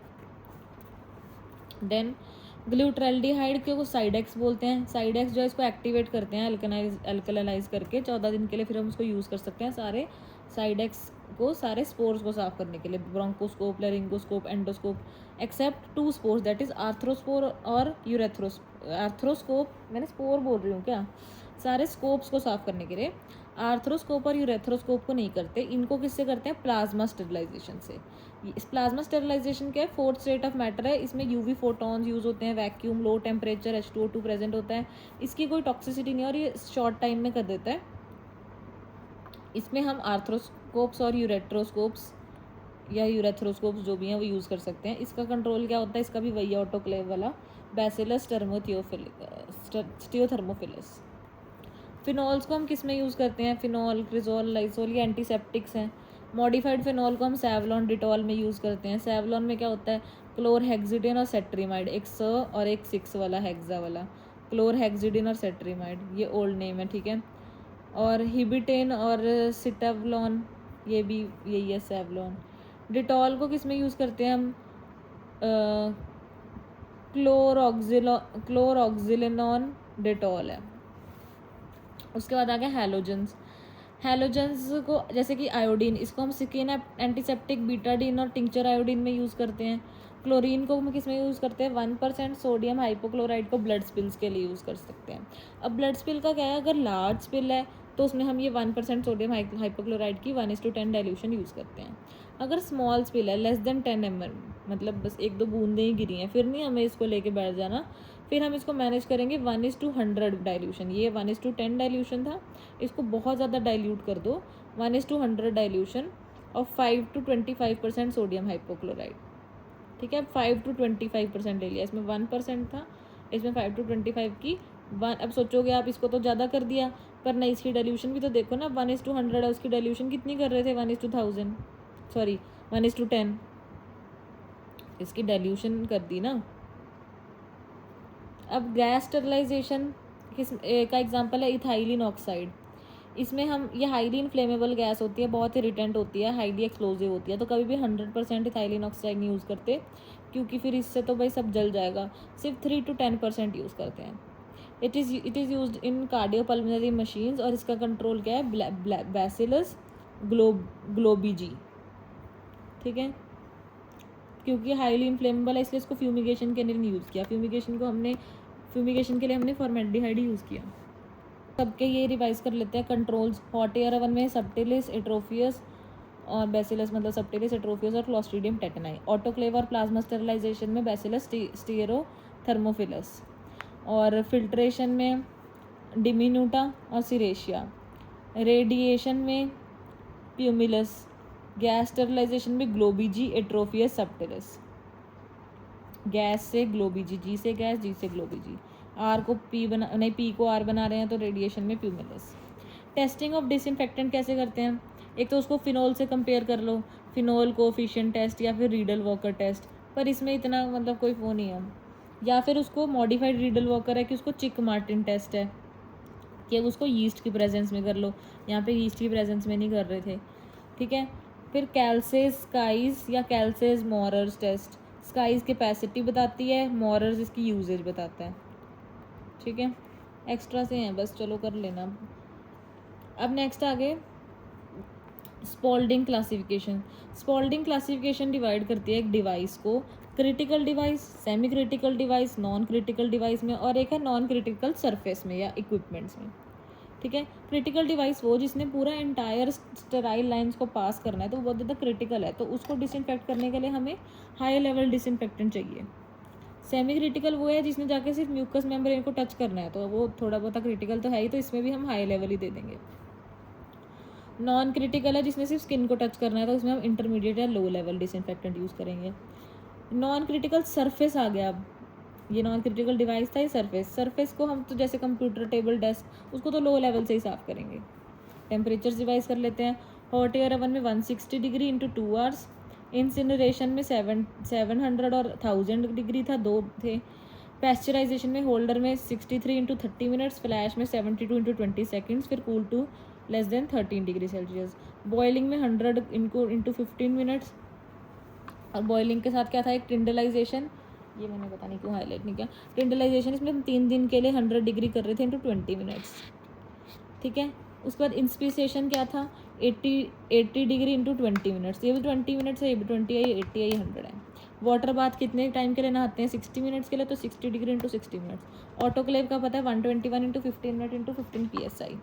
प्रायंस के लिए प्रायन इंसान कौन सा, 134 roll number, 134 degree Celsius for 1.5 घंटा। तो ये हो गया जनरल। अब हम इसी वीडियो में कर लेंगे माइकोलॉजी। ठीक है, माइकोलॉजी क्या है, इसमें सेल वॉल फंगस है, सेल वॉल काइटिन से बनी होती है, सेल मेम्ब्रेन अर्गोस्टेरॉल से बना होता है। इसमें से स्पेशल वाला जो फंगस है वो क्या है, न्यूमोसिस्टिस, जिसमें अर्गोस्टेरॉल नहीं होता। तो काइटिन, अर्गोस्टेरॉल, न्यूमोसिस्टिस में अर्गोस्टेरॉल नहीं है। Classification based on morphology. देखो माइकोलॉजी में एक तो होता है यीस्ट फॉर्म, एक होता है यीस्ट लाइक फॉर्म। ठीक है, यीस्ट और यीस्ट लाइक। यीस्ट किसको बोलते हैं, जिसमें बडिंग होती है ना, तो इसमें बडिंग होती है, सिंपल। यीस्ट लाइक में क्या हो गया कि बडिंग हो रही है, पर क्योंकि उस बडिंग वो इलोंगेटेड है, उसको ऐसे खींच दो अगर बडिंग को, तो ऐसे लगेगा कि इसके पास तो हाइफे भी है, लेकिन वो सूडो होता है। तो इसमें क्या होता है, बड के साथ साथ एक स्यूडो हाइफे भी होता है। यीस्ट की बात होगी। इसके बाद होते हैं मोल्ड्स, जिनके पास सच के हाइफे होते हैं। ठीक है, जिसमें सच में हाइफे होते हैं, मोल्ड हो गया ये। चौथी चीज़ क्या है, डायमॉर्फिक। डायमॉर्फिक फंजाई क्या होते हैं, जो कभी तो यीस्ट बन सकते हैं, कभी मोल्ड बन सकते हैं। कब, मोल्ड से कोल्ड, तो जो 25 डिग्री सेल्सियस रूम टेम्परेचर पे मोल्ड होंगे, 37 डिग्री सेल्सियस पे हीट मतलब यीस्ट होंगे। ठीक है, तो ये यीस्ट और मोल्ड दोनों हो सकते हैं। यीस्ट होते हैं 37 पे, मोल्ड होते हैं 25 पे। ठीक है, ये हो गया ओवरऑल माइकोलॉजी में हमने क्या क्या करना है। तो बर्ड्स ऐसे होते हैं, बडिंग, स्यूडो हाइफे, उसको खींच दो, और हाइफे जिसमें सच में ऐसे ऐसे हाइफे बने होते हैं। यीस्ट फॉर्म जो है मेन, जो मतलब यीस्ट फॉर्म हमने पढ़ा, उसका जो एक क्लासिक एग्जांपल है वो एक ही है, दैट इज़ क्रिप्टोकोकस। ठीक है, ये याद रखना है। यीस्ट लाइक क्या होते हैं, 2 है हमारे पास, कैंडिडा और मेलासीजिया। मोल्ड्स और हाइफे में क्या है, एस्परजिलस और म्यूकर। और डायमॉर्फिक में कई सारे आते हैं। डायमॉर्फिक का हमारे को निमोनिक याद रखना है, body heat probably changes shape. इसमें ब्लास्टोमाइसिस, हिस्टोप्लाज्मा, पेनिसिलियम मार्नेफी और पैराकोकिडियोमाइकोसिस, कोकिडियोमाइकोसिस, स्पोरोथ्रिक्स शेंकी, ये सारे डायमॉर्फिक फंजाई हैं। माइकोलॉजी में फंगस पे मतलब बेसिकली फंजाई में स्टेन कौन कौन से यूज़ कर सकते हैं। एक तो ये ब्लैक कलर का हो रहा है, ब्लैक कलर के हाइफे दिख रहे हैं, ये क्या होता है, गोमोरी मिथामिन सिल्वर स्टेन, ब्लैक हाइफे दिखते हैं इस पर। ठीक है, अब ये क्या है, पिंक कलर का, इसको क्या बोलते हैं, पास स्टेन। ठीक है, उसके बाद आता है हमारे पास एक है म्यूसिकार्मिन। इसमें क्या करते हैं, क्रिप्टोकोकस ऑन बायोप्सी, मतलब बायोप्सी बेसिकली ऑटोप्सी में देखना है अगर मरा हुआ पेशेंट है, ठीक है, तो म्यूसिकार्मिन यूज़ कर सकते हो तुम। ये क्रिप्टोकोकस में होगा, ये भी क्रिप्टोकोकस में है कि ये क्या है, CSF में देख सकते हैं। ये तो बायोप्सी करनी पड़ेगी ना ब्रेन की तुम्हें, क्रिप्टोकोकल मेनिंजाइटिस में तो तब तो बंदा मर जाएगा। पर अगर उसकी CSF में देखना है क्रिप्टोकोकस तो इंडिया इंक या नाइग्रोसिन स्टेन यूज़ कर सकते हैं। ठीक है, इसकी कैप्सूल होता है ना ये इसमें। देन कैल्कोफ्लोर स्टेन क्या होता है, ये फ्लोरोसेंट स्टेन है फिंजाई का। SDA क्या होता है, सैब्रोस डेक्स्ट्रोस अगार, इसका pH होता है 5.6, इस पर फंगस ग्रो करता है ना। इसमें होता क्या क्या है, जेंटामाइसिन, क्लोरमफेनिकोल। डेक्स्ट्रोस तो है ही, अगार तो है ही, और 2 चीज़ें याद रखनी है, जेंटामाइसिन और क्लोरमफेनिकोल। इसको अगर हमें माइक्रोस्कोपी पे देखना है तो हमें इसे माउंट करना पड़ेगा LPCB पे, दैट इज़ लैक्टोफिनोल कॉटन ब्लू पे, विच कंटेन्स ग्लिसरॉल। तो उसमें लैक्टोज, फिनॉल, कुछ ब्लू है ना, ये सब तो हैं, पर साथ में ग्लिसरॉल भी है। इसमें क्या था, जेंटामाइसिन और क्लोरमफेनिकोल, इसमें है ग्लिसरॉल। तो इन सब चीज़ों को माइकोलॉजी के स्टेन्स हैं, मतलब ये सारे। ये जो GMS स्टेन है ना, जो ये ब्लैक ब्लैक दिख रहा है, और ये हम ज़्यादातर हम यूज़ करते हैं इसको फंजाई और न्यूमोसिस्टिस जेरोविसी में यूज़ करते हैं। ठीक है, फंजाई और हाँ न्यूमोसिस्टिस जेरोविसी में यूज़ करते हैं। और दूसरी बात, ये जो पास स्टेन है, ये हम इसमें ज़्यादातर याद रखो, वो वाले क्वेश्चंस आते हैं ना, एस्परजिलस और म्यूकर के बीच में डिफरेंशिएट करो, तो जिसमें हम बेसिकली हाइफे देखने होते हैं, तो ये मोल्ड्स में यूज़ हो जाता है। पास स्टेनिंग इसमें यूज़ होता है और साथ में ग्लाइकोजन में भी यूज़ होता है। ठीक है, अब ये कैल्कोफ्लोर वाला जो है वो फंजाई के लिए करते हैं, और एक और चीज़ के लिए कर सकते हैं, दैट इज़ अकैंथमीबा। ठीक है, तो ये एक्स्ट्रा पॉइंट्स बता रही हूँ मैं इसके बारे में। PCB में जो ग्लाइकोलिसरॉल था वो बेसिकली हाइड्रेशन के लिए था। अब हम स्टार्ट करते हैं माइकोलॉजी। इसमें हम करेंगे mycosis, superficial mycosis, subcutaneous mycosis और फिर डीप या फिर सिस्टेमिक माइकोसिस। ठीक है, 3 माइकोसिस करेंगे, सुपरफिशियल, सबक्यूटेनियस और डीप या फिर सिस्टेमिक। सुपरफिशियल में हमारे पास आता है टीनिया वर्सिकलर या मेलासीजिया फरफर। मेलासीजिया मैंने अभी कहाँ बताया, मेलासीजिया यीस्ट लाइक में है ना, कैंडिडा के साथ। तो मेलासीजिया फरफर क्या कराता है, टीनिया वर्सिकलर, या ये हमारे पास हाइपो और साथ में डर्मेटोफाइट्स भी करनी है, 2 चीज़ें पढ़नी है अभी हम सुपरफिशियल के अंदर। ये क्या कराते हैं, हाइपोपिगमेंटेड लीजन्स, और इसके अंदर 10% KOH यूज़ करेंगे हम कैरेटिन को डाइजेस्ट करने के लिए। पहले स्किन स्क्रैपिंग करने के बाद कैरेटिन हटाएंगे, और फिर हमें क्या दिखेगा, स्पेगेटी और मीट बॉल अपीयरेंस, या फिर बनाना एंड ग्रेप्स अपीयरेंस। उसके बाद इसको हम SDA में कल्चर कर सकते हैं, बट विद ऑलिव ऑयल, क्योंकि इसको ऑलिव ऑयल भी चाहिए मेलासीजिया फरफर को। ठीक है, क्योंकि ये लाइपोफिलिक है। फिर इसके अंदर जब ऑलिव ऑयल में इसे फ्राई कर दिया तो क्या बन जाएगा, fried egg appearance of colonies. ठीक है, फ्राइड एग अपीयरेंस और कहाँ पे होती है, माइकोप्लाज्मा में। ठीक है, तो मेलासीजिया फरफर में है और माइकोप्लाज्मा में है।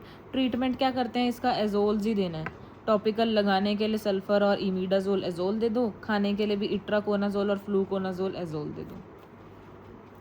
फिर आता है टीनिया नाइग्रा और टीनिया नाइग्रा, और उसमें कंफ्यूज नहीं होना पिएड्रा में। पिएड्रा ब्लैक होता है, जो भी पिएड्रा होएगा, लेकिन नाइग्रा में ब्राउन होगा। तो इसमें क्या हो जाएगा, ऐसे ये टीनिया नाइग्रा ऐसा दिखेगा। Brown patches on palms and soles, ये हॉटे वर्निकी की वजह से होता है। ठीक है, हॉट की वजह से ब्राउन हो गया। ठीक है, पर ये भी वर्निकी है। ठीक है, तो ये टीनिया नाइग्रा में आता है। इसका भी ट्रीटमेंट वही है, इमीडाजोल एजोल। हेयर में जो होता है वो है पिएड्रा। ये हो सकता है ब्लैक पिएड्रा या वाइट पिएड्रा। ब्लैक पिएड्रा होता है पिएड्रा हॉटरे की वजह से, तो ये ब्लैक हो गया। वाइट होता है ट्राइकोस्पोरन बीजी या फिर बिजेली। इससे याद रखना जो बिजली है वो वाइट पिएड्रा होता है। ठीक है, हॉटे से ब्लैक हो रहा है, बिजली से वाइट हो रहा है। ट्रीटमेंट इसका भी वही है, इमीडाजोल या फिर कट या शेव द हेयर। जो हेयर खराब हुए हैं उन्हें हटा दो, कट कर दो। नेक्स्ट हमने करने हैं सुपरफिशियल माइकोसिस में हमने कर लिया मैलासीजिया और छोटा मोटा टीनिया। अब हमने करना है डर्मेटोफाइट्स। डर्मेटोफाइट्स को बोलते हैं टीनियासिस या रिंगवर्म। ये हमारे पास क्या क्या होते हैं, 3 होते हैं। ठीक है, TME बेसिकली, सॉरी TEM नहीं, टेलीग्राम याद रखना है। ठीक है, TME that is Trichophyton, microsporum और एपिडर्मोफाइटॉन। इसमें ट्राइकोस्पोरम नहीं आता। ठीक है, ऊपर नीचे ये दोनों में फाइटॉन ही है, तो हमें फाइटॉन याद रखना है। इसमें अगर क्वेश्चन में ट्राइकोस्पोरम दिया हुआ है वो कुछ नहीं है। ट्राइकोस्पोरम क्या था, बिजली था। ठीक है, तो वो बिजली है। इसमें क्या क्या आएगा, TME, और इसमें हमें याद रखना है प्रीति शर्मा क्लास। ठीक है, इसमें हमारे पास 2 चीज़ें होती हैं, माइक्रोकोनिडिया और मैक्रोकोनिडिया। माइक्रोस्कोपी पे जब हम इसको LPCB पे देखेंगे, है ना, माइक्रोकोनिडिया और मैक्रोकोनिडिया। तो मैक्रोकोनिडिया में हमें याद रखना है प्रीति शर्मा क्लास। ट्राइकोफाइटॉन के केस में कैसा होगा, पेंसिल शेप्ड। माइक्रोस्पोरम के केस में स्पिंडल शेप्ड। और फिर एपिडर्मोफाइटॉन के केस में क्लब शेप्ड, PSC। उसको ट्राइकोफाइटॉन में, ट्राई है नाम में, तो ये स्किन, हेयर, नेल तीनों को अफेक्ट करेगा। स्किन को तो सारे इफेक्ट करेंगे, तो ये दोनों में स्किन तो आ गई माइक्रोस्पोरम और एपिडर्मोफाइटॉन में। लेकिन फाइटॉन में नेल्स आ रहे हैं, फाइट करने के लिए नेल्स चाहिए ना, नेल से फाइट करेंगे। तो फाइटॉन में नेल्स आ रहे हैं, तो इसमें स्किन के साथ नेल आ गया। माइक्रोस्पोरम में हेयर आ गया। ठीक है, अब ये हो गए इसके मैक्रोकोनिडिया। जैसे जैसे आगे हम बढ़ रहे हैं उसमें वो ज़्यादा हो रहे हैं। ठीक है, क्लब में देखो सबसे ज़्यादा है। माइक्रोकोनिडिया उल्टा होता है, ये सबसे पहले वाले सबसे, इसमें T में सबसे ज़्यादा है। ठीक है, T में माइक्रो सबसे ज़्यादा है। तो इसमें प्लस प्लस, फिर ये प्लस प्लस, फिर मिनिमम होते हैं हमारे एपिडर्मोफाइटॉन में। ठीक है, मैक्रो और माइक्रोकोनिडिया, ये टेबल समझ आ गया। तो LPCB इज़ यूज्ड जो, और इससे हमें पता लगता है कि क्या क्या इन्वॉल्व हो रहे हैं। फाइटॉन, फाइट, नेल तो हमें चाहिए। अब ये वाला टेबल क्या है कि व्हेन स्कैल्प इज इन्वॉल्व। ठीक है, ये स्कैल्प इन्वॉल्व होगी, इसको हम क्या बोलते हैं, टीनिया कैपिटिस। अब स्कैल्प इन्वॉल्व हुई और साथ में क्रस्टिंग और फ्लेकिंग होगी स्कैल्प की, तो उसे हम क्या बोलेंगे, फेवस। टीनिया फेवस या स्क्यूटूला, या फिर टीनिया शॉनलेनी, पता नहीं क्या है ये, शॉनलेनी। बस तुम ऐसे याद रखो, ये डर्माम्बियम करेंगे। टीनिया कैपिटिस में इसके बाद फेवस होता है, फिर कीरियन होता है। तो फिर अगर क्रस्टिंग और फ्लेक्स हैं तो फिर फेवस हो गया। अगर बॉगी स्वेलिंग है तो कीरियन है। ठीक है, अब अगर फंगल इन्फेक्शन और ट्रंक है, ट्रंक को कॉर्पोरा भी बोलते हैं, तो ये टीनिया कॉर्पोरिस हो गया ट्रंक में। कंसेंट्रिक पैटर्न हो गया अगर ट्रंक पे तो है, पर कंसेंट्रिक पैटर्न्स के साथ है, तो उसको हम बोलेंगे इम्ब्रिकाटा। ठीक है, तो ये दोनों इकट्ठे करने हैं, कॉर्पोरिस और इम्ब्रिकाटा। अगर तो बियर्ड इन्फेक्शन है तो उसे बारबे बोलेंगे, बारबे के पास जाएगा ना फिर वो बियर्ड ठीक कराने। फेस में फेशियाई। अगर ग्रोइन है, मतलब उसमें धोबी इच या जॉक इच होएगी, तो उसको बोलेंगे क्रूरिस। क्रूरा में जाके हो गया ना उसके, तो टीनिया क्रूरिस। नेल बेड है तो फिर अंगुयम, टीनिया अंगुयम। फीट इन्वॉल्वमेंट है, एथलीट फुट, तो टीनिया पीडिस। ठीक है, ये उसके नाम के नॉमेनक्लेचर के अकॉर्डिंग है। ये अंगुयम है, ये इम्ब्रिकाटा है, ये टीनिया कॉर्पोरिस हो गया उस पे, ट्रंक पे। ये फेवस है, क्रस्टिंग और वो हो गया फ्लेकिंग एंड क्रस्टिंग। ये कीरियन है और ये टीनिया कैपिटस है। ठीक है, तो अब ये है टी के, दैट इज पेंसिल शेप्ड, ये है स्पिंडल शेप्ड, और ये है क्लब शेप्ड एपिडर्मोफाइटॉन के। फोटो बतानी चाहिए, आ सकती हैं। फिर आता है हेयर परफोरेशन टेस्ट। इसमें क्या करते हैं, इंक्यूबेट करते हैं हेयर को with yeast and fungus for 2 to 3 weeks. Hair को यीस्ट और फंगस के साथ 2 to 3 वीक्स रखेंगे। फिर हम इसमें डिफरेंशिएट ये किसके लिए होता है hair perforation test, to differentiate between tinea rubrum and tinea mentagrophytes. ठीक है, तो अगर तो उसके अंदर मेंटाग्रोफाइट्स ग्रो हो जाते हैं, ठीक है, मेंटाग्रोफाइट्स, तो वो क्या होएगा, वेज शेप्ड, मतलब वेज शेप्ड मेंटाग्रोफाइट्स ग्रो हो जाते हैं, तो वो टीनिया मेंटाग्रोफाइट हुआ। अब ऐसे याद रखना, अगर नहीं ग्रो हुआ तो रूब्रम। मेंटाग्रो में ये है ना कि हेयर परफोरेशन टेस्ट है, तुम इतना फाइट करोगे, इतनी मेंटल फाइट करोगे कि इतनी ज़्यादा तुम कि उसका हेयर ही खींच दोगे, बाल ही पट दोगे उस बंदे के तुम। ठीक है, तो वो है हेयर शाफ्ट इरोजन हो जाएगी, वेज शेप्ड इरोजन हो जाएगी। तो ये देखो इसमें वेज शेप्ड इरोजन हो रही है, तो ये पॉजिटिव है, तो ये मेंटल फाइट की वजह से हुआ, तो ये मेंटैग्रोफाइट्स की वजह से हुआ। अदरवाइज जो नहीं हुई वो टीनिया रूब्रम है। ट्रीटमेंट क्या देंगे अब इस डर्मेटोफाइट्स में? हम फिर से एजोल्स देंगे, इट्राकोनाजोल या जो भी है। अगर टीनिया कैपिटिस पूछा है स्पेसिफिकली तो इसके लिए, क्योंकि ये डर्मा क्वेश्चन हो गया, इसके लिए याद रखना है ओरल ग्रीसियोफल्विन इज द इसका ट्रीटमेंट। अब डर्मेटोफाइटाइडिस या आईडी रिएक्शन क्या होता है कि जब स्टेराइल लीजन्स बनने लग जाती हैं अवे फ्रॉम ओरिजिनल लीजन्स, तो उसको आइडिस डर्मेटोफाइटाइडिस बोल दिया बस। ठीक है, तो जैसे ये मेन लीजन है तो ये क्या होता है कि या तो फंगल प्रोडक्ट्स इधर जाके लीजन बनाने लग गए, या फिर अगर फंगल थेरेपी दे रहे हैं तो वो थेरेपी से फंगस निकल रहा है तो वो साइड पे जाकर डिपॉजिट होने लग गया। तो मतलब ये थोड़ा सा स्टेराइल लीजन्स हैं, मतलब ये फंगल लीजन्स नहीं है, ये स्टेराइल लीजन्स है पर away from the original lesion. Next अब क्योंकि सुपरफिशियल माइकोसिस हो गया, अब हम क्या करेंगे सबक्यूटेनियस माइकोसिस। इसका निमोनिक क्या है? MRCS। MRCS एक और किसका निमोनिक था जो ग्राम स्टेन नहीं ले रहे थे, है ना, माइकोप्लाज्मा रिकेट्स या क्लेमाइडिया, और एस से क्या था? स्पाइरोकीट्स। इसमें क्या है? वो बैक्टीरियोलॉजी में था। इसमें क्या है? सबक्यूटेनियस MRCS में माइसिटोमा, राइनोस्पोरिडियोसिस, क्रोमोब्लास्टोमाइकोसिस और स्पोरोथ्रिक्स शेंकी। माइसिटोमा में क्या है? हम इसको डिफरेंशिएट करेंगे एक्टिनोमाइसिटोमा से, जो बैक्टीरिया की वजह से हो रहा था, ग्राम पॉजिटिव बैक्टीरिया एक्टिनोमाइकोसिस में। बेसिकली वो किससे होता है? एक्टिनोमधुरम मधुरे से। और यू माइसिटोमा किससे होता है? इसको एक्टिनोमाइसिस से कंफ्यूज मत करना, इसमें क्या दिया हुआ स्पेसिफिकली दिया हुआ है ना, एक्टिनोमधुरा मधुरे, तो यही याद रखो। यू माइसिटोमा फंगस की वजह से होता है, ये मधुरेला माइसिटोमैटिस से होता है। ठीक है, ये बैक्टीरिया वाला येलो कलर का है। ठीक है, red colour granules of white और येलो, अच्छा मतलब ये येलो ग्रैन्यूल्स हैं बेसिकली। पेलेट्री में येलो है, नोकार्डिया, सेप्टोमाइसिस, इन सब में येलो, बस जो भी है। इसमें ब्राउन ग्रैन्यूल्स हैं क्योंकि मेलानिन है फंगल में। ठीक है, इसमें क्या होता है? क्वाट्रीमोक्साजोल देंगे क्योंकि बैक्टीरियल है, विद और विदाउट अमीकासिन। और यू माइसिटोमा में क्या देते हैं?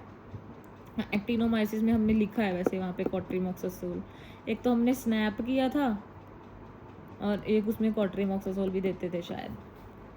यू माइसिटोमा में एंटीफंगल्स देंगे, नहीं तो एम्पुटेशन करेंगे। इसमें मल्टीपल डिस्चार्जेस साइनसेस होते हैं।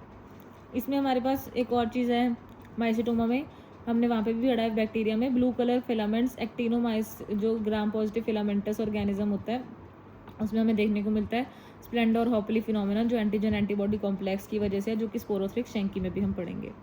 देन राइनोस्पोरिडियोसिस, ये हमने ENT में पढ़ा हुआ है। इसमें क्या होता है? राइनोस्पोरिडियम सीबरी की वजह से होगा। ठीक है, ये पहले आई थिंक उसको, हाँ, इसको हम एक्वेटिक पैरासाइट ही करते हैं अब कंसिडर, इट इज़ क्लासिफाइड अंदर एक्वेटिक पैरासाइट। यहाँ पता नहीं क्यों पढ़ा रहे हैं ये। ठीक है, पहले शायद इसको फंगस कंसिडर करते होंगे।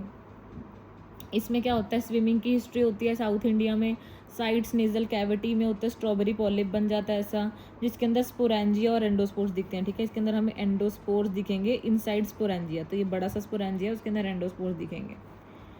ये नॉन कल्टिवेबल ऑर्गेनिज्म है, इसलिए पहले इनको समझ ही नहीं आया था कि भाई फंगस में डालें कि पैरासाइट में डालें, ये नॉन कल्टिवेबल है। ट्रीटमेंट इसका सर्जरी है कि वाइड सर्जिकल एक्सीजन करो और पोस्ट ऑफ डेप्सॉन दो ताकि रेकरेंस ना हो। क्रोमोब्लास्टोमाइकोसिस में क्या होता है? वेरिकस डर्मेटाइटिस बेयर, ये होता है इसमें, ये नाम सुन के लगता है क्रोमो कितना कलरफुल होएगा, बट असली में इसमें वेरिकस डर्मेटाइटिस होता है, बेयर फुट वॉकिंग से होता है और वॉट्स बन जाते हैं, वॉटी डेवलपमेंट। बॉडीज़ कैसे होते हैं? कॉपर पेनी बॉडीज़, इनको और क्या क्या बोलते हैं? Sclerotic muriform medlar bodies, MMS। तो स्क्लेरोटिक बॉडीज़, मेडलर बॉडीज़ या फिर म्यूरिफॉर्म बॉडीज़। ठीक है, ऑर्गेनिज्म जो है वो बेयर फुट चलने से होता है, तो ऑर्गेनिज्म का नाम में सब में फ आएगा। ये क्रोमोब्लास्टोमाइकोसिस तो एक क्लास है ना, इसके अंदर ऑर्गेनिज्म सारे फ से आ रहे हैं, फोन्सिया, पेड्रोसी, पता नहीं कॉम्पैक्टा, एक्सोफियाला, फियालोफोरा, क्लैडोफियालोफोरा, तो ये सब फ वाले हैं। रूट है इनका बेयर फुट वॉकिंग। ट्रीटमेंट क्या है? वाइड सर्जिकल एक्सीजन करेंगे, जो भी वॉर्ड्स हैं लेज़र लूजर करेंगे और एम्फोटेरेसिन B देंगे। स्पोरोथ्रिक्स शेंकी हम बाद में करेंगे क्योंकि स्पोरोथ्रिक्स शेंकी जो है वो डाइमॉर्फिक भी है और सबक्यूटेनियस माइकोसिस भी कराता है। ठीक है, अब हम आगे हमने ये कर लिया सारा। डीप और माइकोसिस, सिस्टेमिक माइकोसिस में हमने कुछ नहीं करना। अब हम आगे डाइमॉर्फिक फंजाई पे, body heat probably changes shape पे।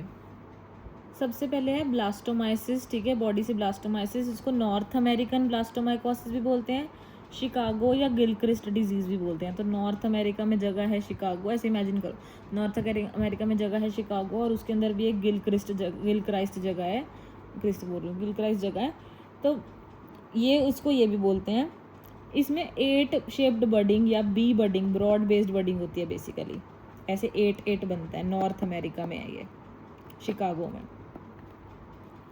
माइल्ड केसेस में हम क्या देंगे, फ्लूकोनाजोल, इट्राकोनाजोल, और डिसेमिनेटेड में एम्फोटेरिसिन बी, बेसिकली अजोल ही दे रहे हैं। देन हिस्टोप्लाज्मोसिस, हिस्टोप्लाज्मोसिस में हमें लाइन याद रखनी है, एच से है ना, हिस्टो हाई से। तो hi darling, see you in the cave, तो इसको ओहियो डिजीज़ भी बोलते हैं, डार्लिंग डिजीज़ भी बोलते हैं, केव डिजीज़ भी बोलते हैं। इसमें क्या होता है, reticuloendotheliosis goes into the macrophages. अच्छा, इसमें ये अलग इंपॉर्टेंट लाइन है और हम भूल भी सकते हैं कि hi darling, see you in the cage, वहाँ पे जाके रेटिकुलो एंडोथीलियोसिस होते हैं, मैक्रोफेजेस में जाते हैं ये। रिजर्वॉयर है इसका कि केव में क्या मिलेगा, बैट और बर्ड ड्रॉपिंग्स ही मिलेंगी, बकवास ही होगा अल्टीमेटली। और it is contaminated in the soil and it is pass to the humans. पर हिस्टोप्लाज्मोसिस, ये जो hi see you in the cave में है ना, ये histoplasmosis is brother of TB. तो ये टीबी की तरह होता है। इसके यीस्ट फॉर्म 2 to 4 माइक्रो, पता नहीं क्या, ट्यूबरक्यूलेट मैक्रोकोनिडिया बनाता है ये, जिसको हम एलपीसीबी पे देखते हैं। तो देखो yeast form histoplasma, LPCB on SD अगर हमने करा तो ट्यूबरक्यूलेट मैक्रोकोनिडिया दिख रहा है, ठीक है। तो हिस्टोप्लाज्मा टीबी का भाई है। उसके बाद प्रोबेबली में 2 आते हैं, पैराकोकीडियो और पेनिसिलियम मार्नेफी। पैराकोकीडियो जो है वो साउथ अमेरिकन है, ठीक है। उसमें अब मिकी माउस है, मिकी माउस के से व्हील भी याद आता है, पायलट व्हील अपीयरेंस या मेरिनर व्हील अपीयरेंस या मिकी माउस अपीयरेंस। इसमें इतना ही करना है ये बस, Mickey Mouse, paracoccidio, Mickey Mouse. Penicillium marneffei, इसमें क्या होता है, मार मार के लाल कर दो, ब्रूम से, झाड़ू से मार मार के लाल कर दो। किसको, रैट को। घर में अगर रैट आ गया ना, बैम्बू रैट, उसको मार मार के लाल कर दो झाड़ू से। तो इसको बोलते हैं टेलारोमाइसिस मार्नेफी, ठीक है, बस मार्नेफी है ये। तो इसका रेजर्वॉयर होता है bamboo rat. LPCB will show broom या ब्रश लाइक स्ट्रक्चर्स और रेड पिगमेंट इज प्रोड्यूस। मार मार के उसको लाल कर दिया, देखो रेड पिगमेंट बन गई, और इसका ब्रूम या फिर ब्रूम जैसा मतलब कोनिडिया है बेसिकली। देन लास्ट है सेकंड लास्ट है चेंजेस में क्या होता है, कोकीडियोमाइकोसिस। कोकीडियोमाइकोसिस में हमें क्या याद रखना है, में सी होता है और थोड़ा याद रखने वाला है। कोकीडियोमाइकोसिस को डेजर्ट रूमेटिज्म, वैली फीवर या कैलिफोर्निया डिजीज़ भी बोलते हैं, क्योंकि सी से कैलिफोर्निया, डेजर्ट और वैली। इसमें क्या होता है, इसको रूमेटिज्म क्यों बोल रहे हैं, क्योंकि इसके अंदर जॉइंट्स इन्वॉल्व होती हैं। कोकीडियोमाइकोसिस में जॉइंट्स इन्वॉल्वमेंट है। तो ये सारा मतलब रिवाइज कर लेना, एक कोकीडियोमाइकोसिस अगर एक ही करना हो, ठीक है। माइक्रोस्कोपिक एग्जामिनेशन में क्या होता है, सी शेप्ड के ऐसे स्फिर्यूल्स होंगे और उसके अंदर एंडोस्पोर्स होंगे। स्पोर्स कैसे होंगे, बैरल शेप्ड आर्थ्रोस्पोर्स इन एलपीसीबी, ठीक है। स्पोरोट्राइकोसिस, स्पोरोथ्रिक्स शेंकी, ठीक है। शेंकी को भाई ट्रॉमा में है शेंकी, ठीक है। अब उसको रोज़ देंगे हम कि भाई तू ट्रॉमा से निकल जा, ठीक है। और वो क्या लेकिन शेंकी जो है वो क्या करेगा, सिगार पिएगा और स्टार्स को देखेगा, ठीक है, ये करेगा। शेंकी जो है वो ट्रॉमा में है, उसको हमने रोज़ दिया, पर उसने क्या करना है, वो क्या कहते हैं, सिगार पकड़ के स्टार देखेगा। तो ये उसमें क्या होता है, ऐसे लिम्फेटिक स्प्रेड होता है, ठीक है। इसमें एस्ट्रॉयड बॉडीज़ होती हैं, सिगार बॉडी बोलते हैं, और रोजेट्स ऑफ कोनिडिया होते हैं। इसको रोज गार्डनर्स डिजीज़ या लिम्फोक्यूटेनियस डिजीज़ भी बोलते हैं। Organism responsible is sporothrix schenckii. Route है traumatic penetration by rose thorn prick, ठीक है। Nodule spread along lymphocytes. In the center there is a round shaped cigar body fungus and surrounding are projections, that is ये centre में जो है ये है cigar body शेंकी की, ये तो वो है फिर से प्रोजेक्शंस जो कि एंटीजन एंटीबॉडी रिएक्शन की वजह से एस्ट्रॉयड बॉडी बना रही है। Splendore hoeppli phenomena, rosettes of conidia दिखते हैं। ये एस्ट्रॉयड बॉडीज़ और कहाँ दिखती हैं, अगर तो एस्ट्रॉयड बॉडीज सेल के अंदर हो तो वो स्पोरोथ्रिक्स है, ठीक है। नहीं सॉरी, अगर सेल के बाहर हो तो वो स्पोरोथ्रिक्स हैं। रोज तो घर के बाहर ही लगते हैं ना, घर के अंदर नहीं लगते। इंट्रासेलुलर हो तो वो सार्कोइडोसिस है। ठीक है, अब हम फटाफट इसके वो देख लेते हैं। Blastomycosis North American, Gilchrist, Chicago, 8 shaped budding, broad based budding, histoplasma Ohio, Darling cave disease, yeast में हिस्टोप्लाज्मा और ट्यूबरकुलेट मैक्रोकोनिडिया। ठीक है, उसके बाद penicillium marneffei, talaromyces marneffei, red pigment broom shaped conidia. और पैराकोकीडियोमाइकोसिस साउथ अमेरिकन ब्लास्टोमाइकोसिस, इसमें pilot wheel, mariner wheel या Mickey Mouse appearance. Coccidioidomycosis desert rheumatism, valley fever, California disease, barrel shaped arthrospores हैं जिसके अंदर स्पोर्स होते हैं। ठीक है, sporothrix, schenckii, rose gardener disease, lymphatic spread, cigar body and asteroid body. Previous year question क्या है? Dematiaceous fungi that is melanin producing fungi कौन सा होता है? क्लैडोस्पोरियम। अजीब ही क्वेश्चन है। डिमेटिशियस फंजाई जिससे मेलेनिन बन रहा है वो क्लैडोस्पोरियम है। अब हमारे पास आ गए ऑपर्चुनिस्टिक इन्फेक्शंस। पहले कैंडिडा जो है ये 2 तरह का होता है, नियोफॉर्मिन्स और गटी जो भी बोलना है। नियोफॉर्मिन्स ऑल अराउंड द वर्ल्ड होता है। ठीक है, इसमें क्या होता है? Soil with pigeon droppings. ये इम्यूनो डेफिशिएंट पीपल जैसे HIV में होता है, हमें पता है, क्रिप्टोकोकस। इसका गुड रिस्पॉन्स होता है टू एंटीफंगल्स। गति वाला जो है वो TT है, तो वो ट्रॉपिकल और सब ट्रॉपिकल रीजन में है। ये सॉइल अराउंड यूकलिप्टस ट्री से हो रहा है, टी से ट्री। ये इम्यूनो डेफिशिएंट और कॉम्पिटेंट दोनों में हो रहा है और इसका प्रोलॉन्ग ट्रीटमेंट चलता है, क्योंकि TT मतलब टफ टाइम, ज़्यादा ट्रीटमेंट। TT से नाम से पता लग रहा है ट्रीटमेंट लंबा, भाई पहले ही बता दें। ठीक है, मेनिंजाइटिस कराता है क्रिप्टोकोकस, तो सैंपल क्या लेंगे? CSF। इसके अंदर हम इंडिया इंक या नाइग्रोसिन नेगेटिव स्टेनिंग यूज़ करते हैं। कैप्सूल इज अनस्टेन्ड क्योंकि, ठीक है, तो ब्रेन बायोप्सी अगर कराएंगे तो हमें मरा हुआ पेशेंट में क्या करा था? म्यूसिकार्मिन।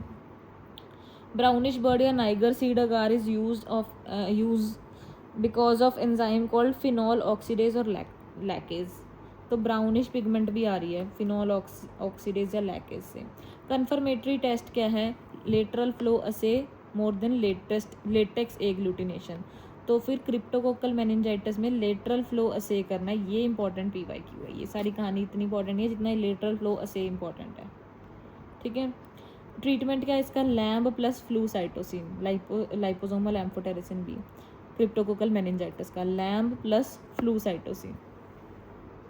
कैंडिडा ये यीस्ट लाइक है। पहले तो तुम ना वो रिवाइज करो, वो भूल मत जाओ। इसकी मेन जो क्लासिफिकेशन है कि यीस्ट लाइक में आ रहे थे कैंडिडा और मेलेसीजिया। क्रिप्टोकोकस जो हमने पढ़ा वो ट्रू यीस्ट था। ठीक है, यीस्ट लाइक में कैंडिडा और मेलेसीजिया जो हमने सबसे पहले पढ़ा था ये। चलो, कैंडिडा यीस्ट लाइक है, कैंडिडा एल्बिकन्स होता है एक, और कैंडिडा डुब्लिनियंस होता है। ठीक है, ये डुब्लिनियंस डुप्लीकेट है एल्बिगन का। ठीक है, डबल है बेसिकली, एल्बिगन का डबल है। एक होता है कैंडिडा ग्लबराटा, ये घबराता है क्योंकि इसके पास सूडो हाइफे नहीं है, तो इसलिए सूडो हाइफे नहीं रखता, नकली हाइफे नहीं रखता, ये घबराता है कि मैं पकड़ा जाऊंगा। ठीक है, एक है कैंडिडा ऑरिस क्रूजर, इसका एक ऑरा है और ये क्रूज में घूमता है, ये दोनों। ठीक है, ऑरा है इनका, क्रूज में घूमते हैं, तो ये रेजिस्टेंट है टू एजोल्स। ये कह रहे हैं हमें एजोल से फ़र्क नहीं पड़ता, हमारा एक अपना ऑरा है। ठीक है, कैंडिडा कैफी ये कंट्रोल होते यूज़ करते हैं इन ससेप्टिबिलिटी टेस्ट। कैंडिडा से होता क्या है? सब कुछ सी से हो रहा है। पहले तो मैंने सारे कैंडिडा का नाम बता दिया। अब सी से कर्डी वाइट डिस्चार्ज होता है। पैप्समियर पे कैसे दिखता है? शीश कबाब इफेक्ट दिखता है, क से कबाब हो गया। सेल्स इन अ लाइन होते हैं, सूडो हाइफे बनाते हैं ये कैंडिडा। ठीक है, क्योंकि ये यीस्ट लाइक है, क्लासिफिकेशन याद करो ना, ये यीस्ट लाइक है तो ये सूडो हाइफे बनाएंगे। उसके बाद budding and pseudo hyphae, candida grows on agar पे कैसा होता है? ये क्रीमी पेस्टी या यीस्टी कॉलोनी होता है SDA पे। सी से क्रोम अगार भी यूज़ करते हैं डिफरेंशिएट करने के लिए, इन सारी टाइप्स में ये क्रोम अगार है। और इसे candida will form chlamydospores form on corn meal agar. Chlamydospores बनाता है ऑन कॉर्न मील अगार। फिर से CC आ गया, नहीं कि बहुत बातें कर दी इन्होंने।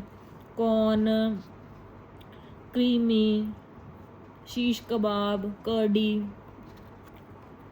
उसके बाद जर्म ट्यूब टेस्ट पे keep Candida with growth factor, तो इसे बोलते हैं रेनॉल्ड ब्रॉडे फिनोमिनन। ठीक है, रेनॉल्ड ब्रॉडे फिनोमिनन।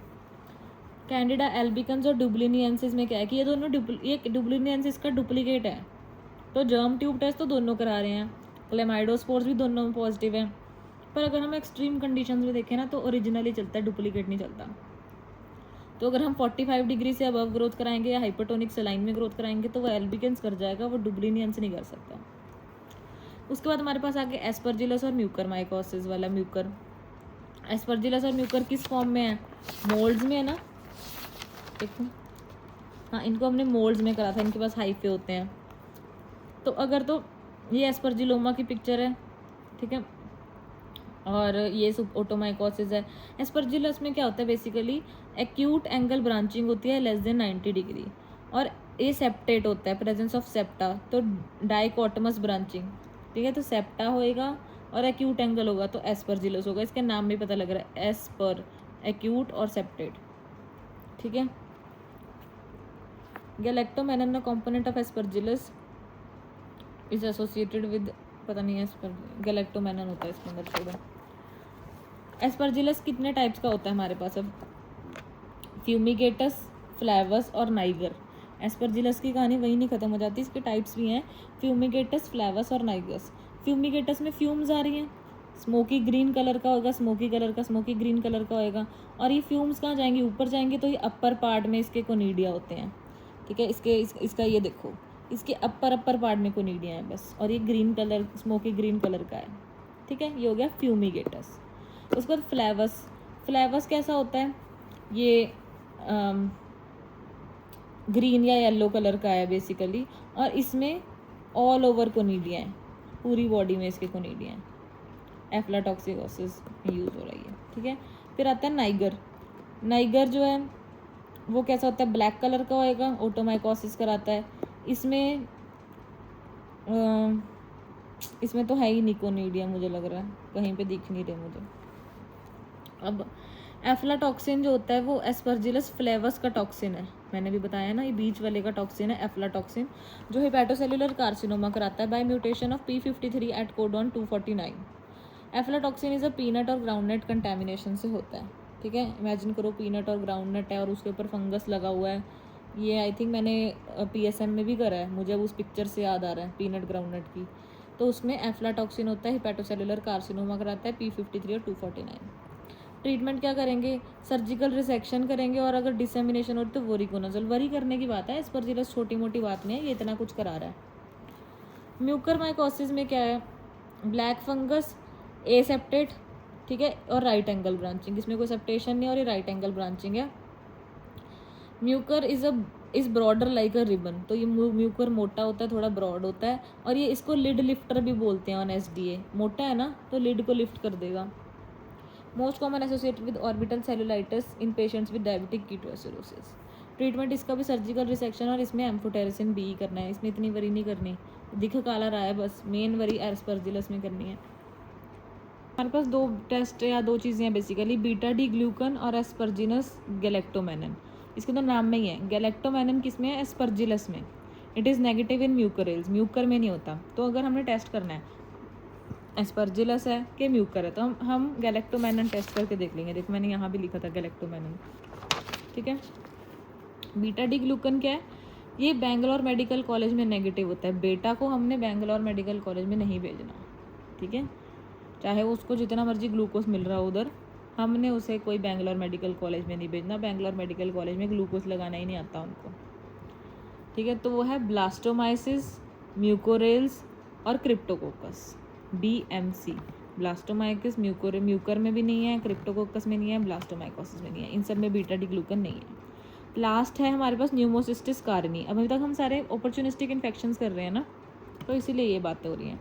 न्यूमोसिस्टिस कैरेनी जो है, इसको न्यूमोसिस्टिस जेरोविसी भी बोलते हैं, ये इन्फेक्शन कराएगा ऑब्वियसली इम्यूनोकम्प्रोमाइज HIV में, पर कब, जब CD4 काउंट लेस देन 200 हो जाएगा, ठीक है। न्यूमोसिस्टिस कैरेनी न्यूमोनिया हो जाएगा, PCP, नाम में भी PCP है, सब में PCP है इसके, PCP न्यूमोसिस्टिस कैरेनी, ठीक है। Pneumocystis carinii pneumonia, plasma cell pneumonia, PCP। इसमें ड्राई कफ या बाल होएगा, ब्लैक फंगस, असल में ये ब्लैक कलर का आ रहा है, GMS स्टेन जब हम यूज़ करते हैं तो ब्लैक कलर का आता है। Ping pong crushed ball appearance होती है इसकी, ठीक है, ping pong crushed ball appearance. These balls are cyst trophozoite कुछ ऐसा सा है, हेलमेट, हैट और कप सॉसर अपीयरेंस, कुछ भी बोल लो, ping pong, helmet, hat, cup saucer. इसका ट्रीटमेंट भी पीसीपी है। पी से न्यूमोसिस्टिस कैरिनी, सी से कॉट्रीमॉक्साजोल और सीवियर केसेस में पेंटामिडीन, कॉट्रीमॉक्साजोल और पेंटामिडीन। और ट्रीटमेंट रिवाइज कर लेते हैं। टीना वर्सिकलर में क्या हो रहा था, एजोल दे रहे थे। डर्मेटोफाइट्स में भी एजोल ही दे रहे हैं, पर अगर टीनिया कैपिटिस है तो ग्राइसोफल्विन। सारे डायमॉर्फिक में क्या दे रहे थे, एम्फोटेरेसिन बी और इट्राकोनाजोल। ठीक है, सारे डर्मेटोफाइट्स में एम्फोटेरेसिन बी फिर इट्राकोनाजोल। कोकीडियोमाइकोसिस, कैंडिडा और क्रिप्टोकोकस, जो ये सारे सीसी वाले हैं, इसके अंदर हम क्या दे रहे थे, एम्फोटेरेसिन बी के साथ फ्लूकोनाजोल। ठीक है, फ्लू। और अगर क्रिप्टोकोकल मेनिंजाइटिस है तो फिर हम लैम्ब प्लस फ्लूसाइटोसिन दे रहे हैं। तो मेनिंजाइटिस में लैम्ब है, ये CCC3C में फ्लूकोनाजोल देना है। कैंडिडा में क्या देंगे, ओरल थ्रेश, वल्वो अगर ओरल थ्रेश है तो निस्टैटिन देंगे, वल्वो वेजाइना है तो क्वाट्रीमाजोल जो भी है, मोक्सा नहीं है, क्वाट्रीमाजोल। फंगल कैरेटाइटिस में नाटामाइसिन, एस्परजिलस में वरी करने की जरूरत है तो वोरिकोनाजोल। म्यूकर में कुछ नहीं है, वही है, एम्फोटेरेसिन बी ही देना है। ठीक है, न्यूमोसिस्टिस में पीसीपी है तो कॉट्रीमॉक्साजोल और पेंटामिडीन। तो this was about mycology and general in this video.